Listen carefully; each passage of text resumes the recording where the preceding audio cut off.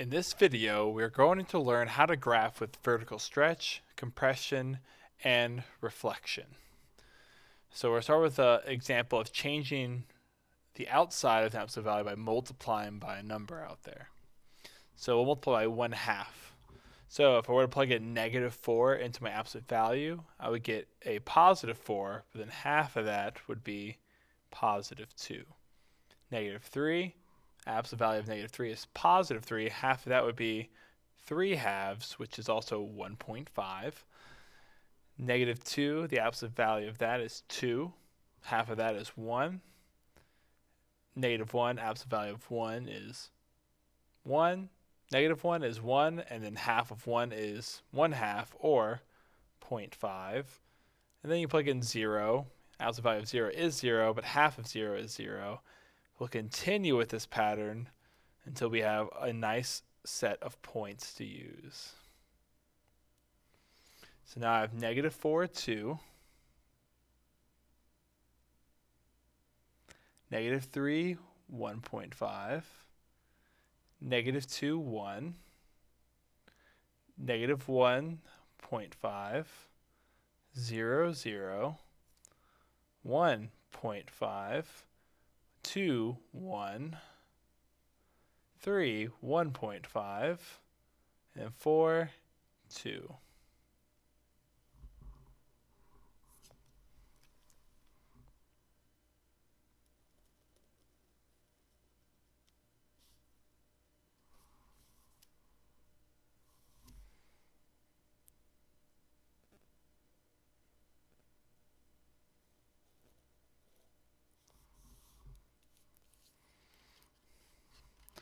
Now, here's my graph. Now, it looks a lot like wider than our graphs in the previous lesson.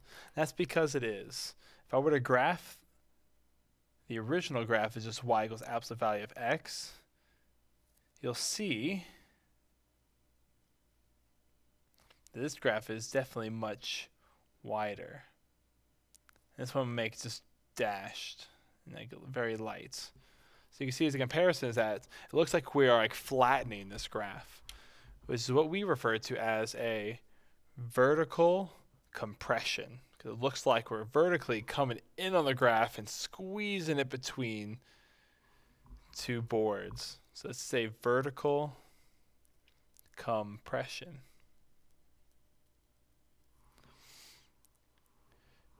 Now this graph is still symmetric, just like any other absolute value graph. But now, where does this 1/2 manifest itself in the graph? Well, if you look at the slope of this line, it goes up 1 over 2, up 1 over 2, with a slope of 1/2.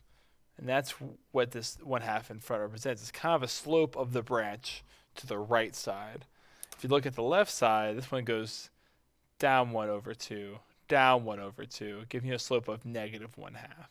So kind of like the opposite slope of the branch to the right. That can be a good way for you to understand how to create that flatness with your curve. Now let's look at the next example. Here I just put a negative in front of the absolute value, so it doesn't go away, because you can't take the absolute value of it if it's not inside of the absolute value bars. But let's see what happens when we graph this function. Now, the absolute value of -3 is +3, but then we make it negative, giving us a -3 when we plug in -3. Absolute value of -2 is +2, but then we make it negative because of that negative. So we get -2. We follow this pattern. Absolute value of -1 is 1, but then it becomes negative, make it -1, 0, then -1, -2, -3. Now our graph does a different type of transformation. 0, 0, -1, -1, -2, -2, -3, -3, then 1, -1, 2, -2, 3, -3. Connect my dots, makes now an upside down V. It's more of like a mountain or an A shape. And if I compare this to the original y equals absolute value of x graph, this isn't like flattened necessarily, it's flipped upside down when compared.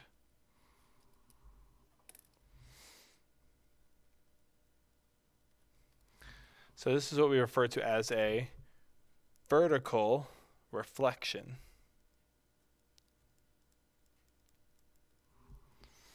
And again, the slope of the branch to the right is -1, which is represented by that negative in front, while the slope on the left is +1, the opposite of what that slope is. So now this brings us to a few rules we can take into effect. Now that number in front, if that number is in between 0 and 1, like the 1/2 is up here, we call that a vertical reflection. Because that slope is now 1/2, it starts to look like it gets smushed out vertically. Now, if that number in front is greater than 1, that slope becomes steeper than 1. That's what we call a vertical stretch. So vertically it will be stretching it taller. On the right here, a vertical reflection is the negative in front of the absolute value. But if it's ever on the inside, that's a horizontal reflection, which is a reflection in the y-axis. But that won't happen for us since we're taking the absolute value of that inside number. And in a later example, you can show how you can easily get rid of that negative if it's inside of an absolute value. For the next following examples, we're going to describe all transformations that take place. We're going to identify the vertex and axis symmetry, and then we'll go ahead and graph the function. So first, I have this 3 out in front, which corresponds to a vertical stretch. Since that number in front is greater than 1, that is a vertical stretch. So that 3, since it's greater than 1, corresponds to a vertical stretch.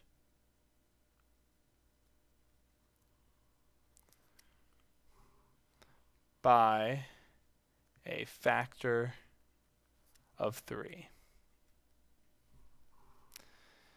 Next thing that comes up is this -2. So again, from a previous lesson when we subtracted 2 at the inside, that was a horizontal translation right 2 units.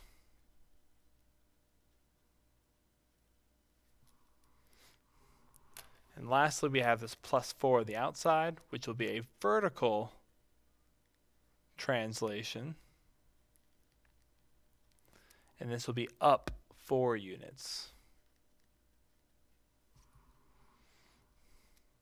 Just so you know what everything means in the transformation. So these 3 are our transformations on the function, which does affect our vertex and axis of symmetry. Our vertex in this case is going to be to the right 2 and up 4 from the origin, which puts us at 2, 4. And our axis of symmetry is usually at x equals 0, but that's going to shift right 2 units and put it at x equals 2. So when I go to graph, I go to 2, 4. I put my axis of symmetry down at x equals 2.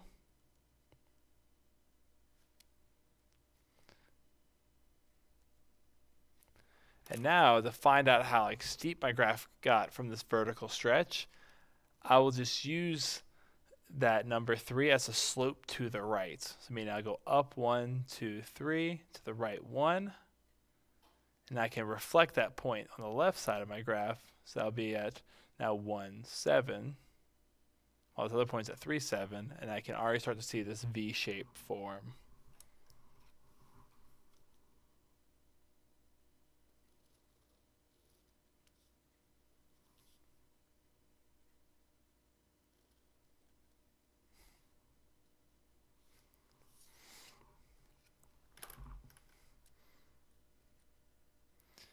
There you go. That's how you graph an absolute value function.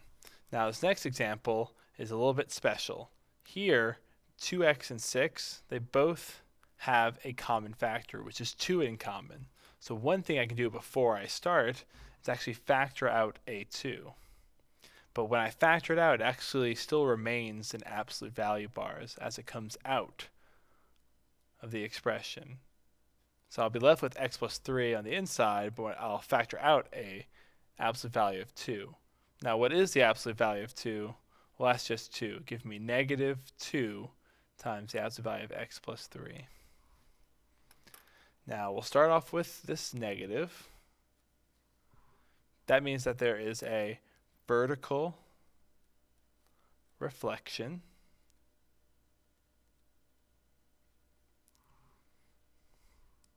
in the x-axis.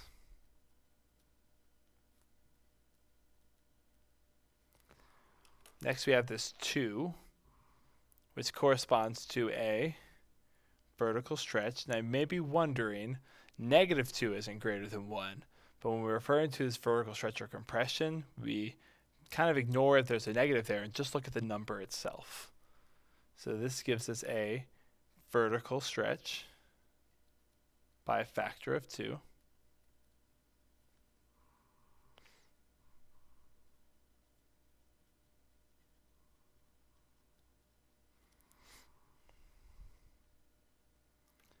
And lastly, we have this plus 3 on the inside, which when you add on the inside of an absolute value bars, you will get a horizontal translation to the left. So that plus 3 corresponds to a translation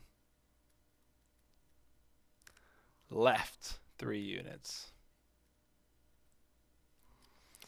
The vertex, since we're only translating to the left 3 instead of it being at 0, 0, will be at negative 3, 0. And my axis symmetry will also move left 3 units. So x equals negative 3. So when I go to graph, my vertex is going to be at negative 3, 0. My axis of symmetry at the same spot at x equals negative 3. And going to the graph, now I'm going to use that negative 2 as a whole. So that number in front kind of represents the slope, just like we saw in the previous 2 examples at the beginning of this lesson. So I can go down 2 over 1, down 2 over 1, and reflect those points onto the other side as well to get my full graph.